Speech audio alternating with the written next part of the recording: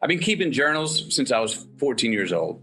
I would always carry this treasure chest full of the journals I'd been keeping, and they were filling up that treasure chest. And I would take it with me to any place that we went for an extended amount of time, put it over there to the right of my proverbial desk and go, have it there, because if you get the itch and you get some time, I dare you to go in that treasure chest and see what's in there.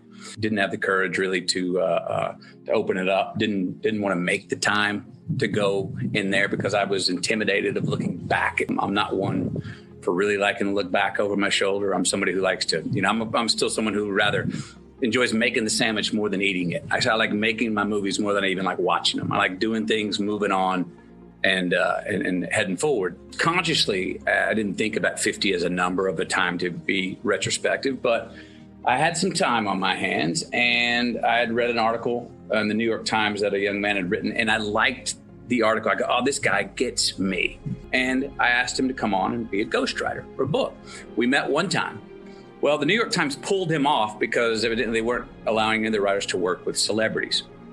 And just as he got pulled off, and I was in the room, my office with Camilla, my wife, and she said, you know what this means? And I went, yeah, I do know what it means, which is I need to go off and write it myself.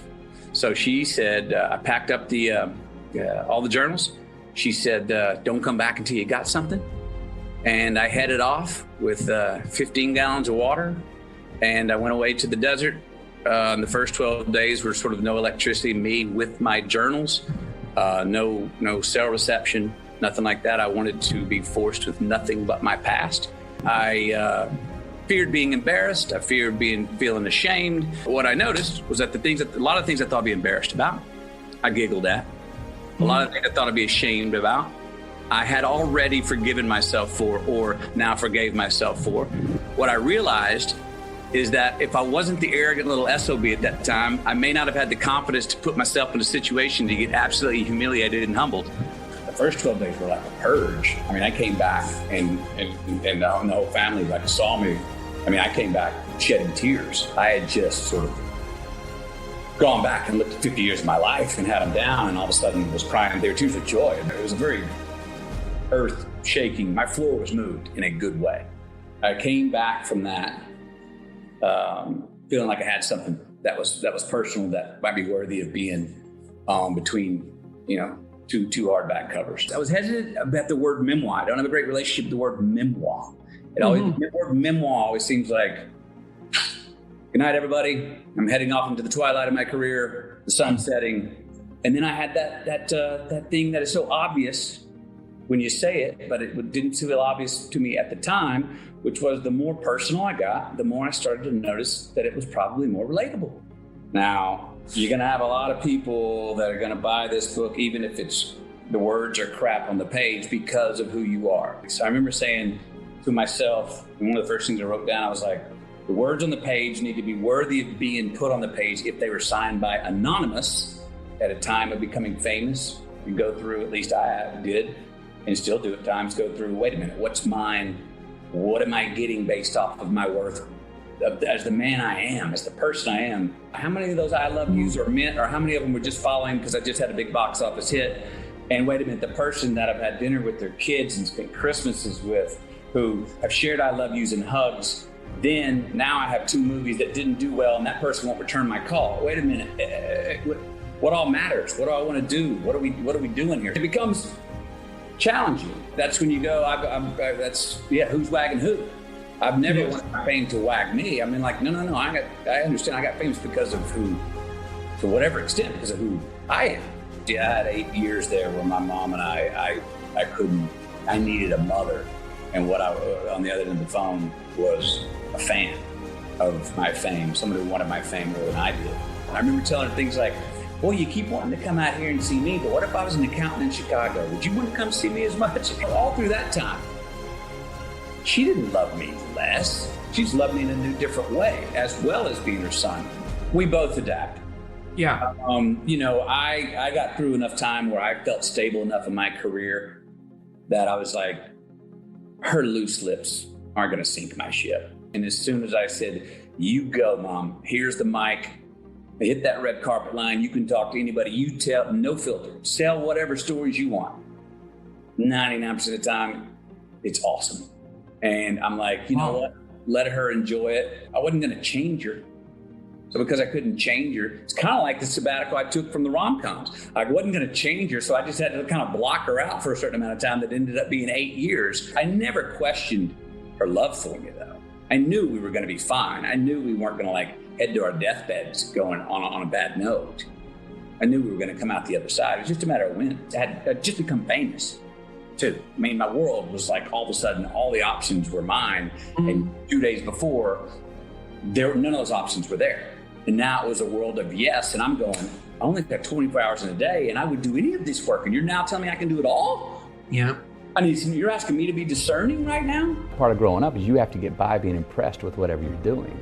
You've got to be respectful of it, but you have to get past being impressed. For me as an actor, I'd be really involved with my career and ask myself those questions. What is it I want to do? I've never been a hasty one to go and get nervous about like, oh my God, what am I going to do? I was taught and understood very early in this business, lean horse, long ride. Stay in the game and it'll find you or you'll find it if you want to calibrate and make a change. Just keep that innocent curiosity of taking your notes and just being curious about this whole process, because a lot of people go on to do it, they don't enjoy the process. It becomes a clock-in job. They come to work, do it for the paycheck dollars, which is keep.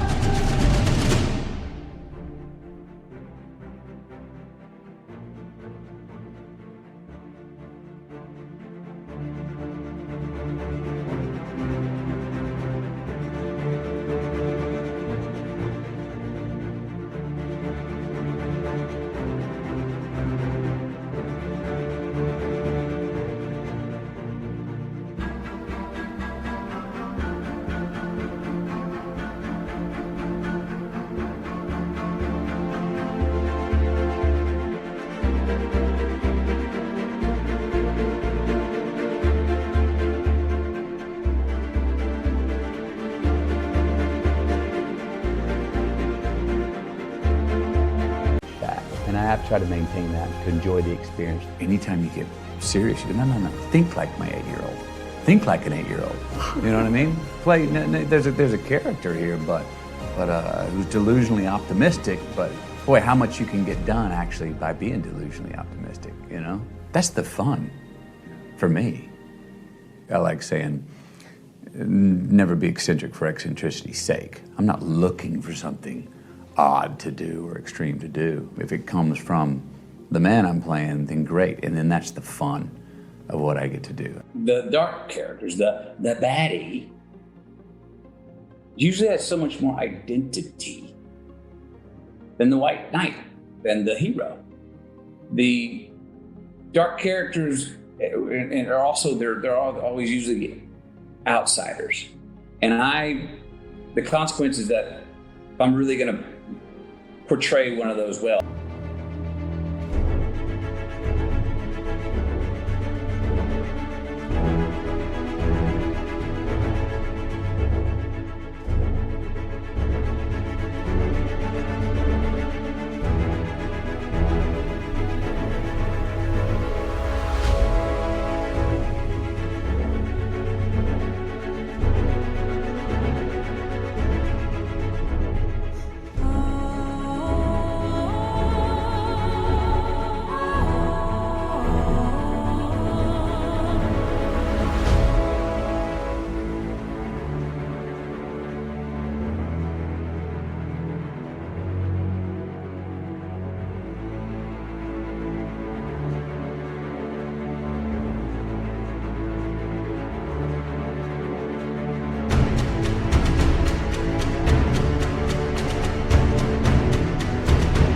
that part of myself, I'm putting myself on an island, and that excites me.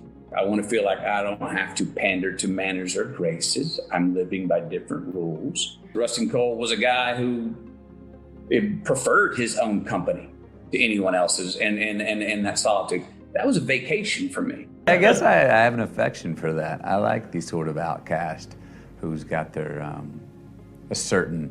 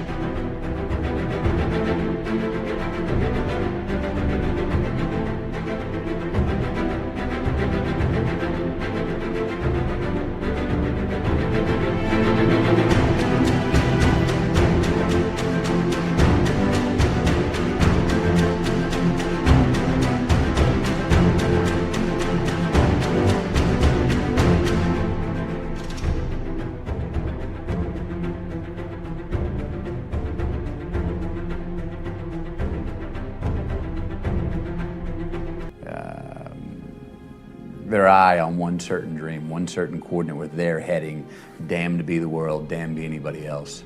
I think there's a value, if you don't enjoy your own company, to go, oh, that's why I need to spend more time with myself then, so we can work it out, because I'm the one person that I can't get rid of, so let's work this stuff out.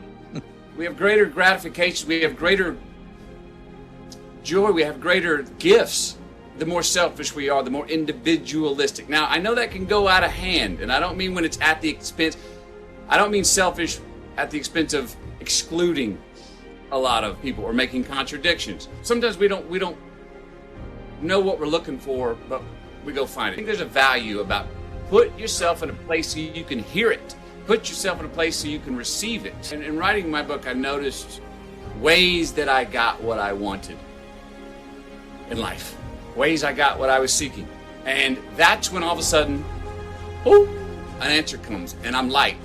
And I've shed certain guilt, and I'm present much, and I'm not looking around the bend to see what's coming. I'm not looking over my shoulder to judge where I've been. There have been many things where I've engineered the success, that I have set the goal, that I said where I wanted to go and went to it and attained it. For people that say, oh, it's all fake, then I always I half jokingly say, okay, then run all the red lights, see what happens. I mean, I believe that the prime mover or God, whatever, our light, that wants our hands on the wheel.